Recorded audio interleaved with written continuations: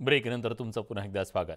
उत्तर मुंबईतील भाजपचे उमेदवार पियुष गोयल यांच्या प्रचाराला सुरुवात झाली आहे। कांदिवलीतल्या लालजीपाडा ते मार्वे रोड परिसरातून प्रचाराला सुरुवात झाली। यात माजी खासदार गोपाळ शेट्टी, भाजप आमदार योगेश सागर यांनी हजेरी लावली। तर पियुष गोयल यांनी आता भर उन्हात सुद्धा प्रचार रॅलीच्या माध्यमातून जनतेशी संवाद साधण्याचा प्रयत्न केलेला आहे।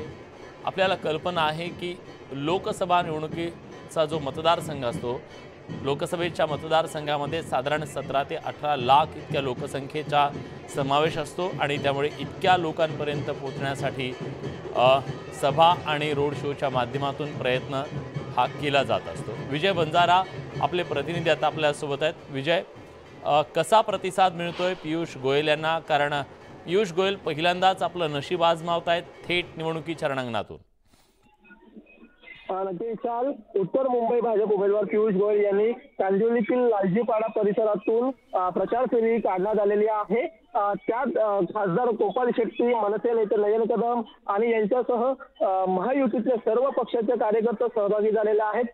सर्व धर्म आणि राज्यामधील जनतेचे मोदी यांना समर्थक असून त्यांनी आपल्या कार्यकाळात घेतलेल्या लोकभूमिका निर्णयामुळे जनतेला त्यांच्यावर पूर्ण विश्वास आहे। ते पूर्ण मोदी यांना भरभरून आशीर्वाद देतील असं मला विश्वास आहे, असं गोयल यांनी यावेळी सांगितलेलं आहे। एक मुंबईकर म्हणून मला मुंबईच्या समस्या सखोल माहिती आहे। तर आरोग्य असेल, शिक्षण असेल, वाहतूक असेल, दुर्बल घटकांसाठी आहे।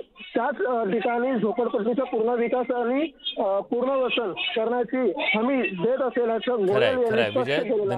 धन्यवाद तुम्ही दिलेल्या सगळ्या सविस्तर माहितीबद्दल।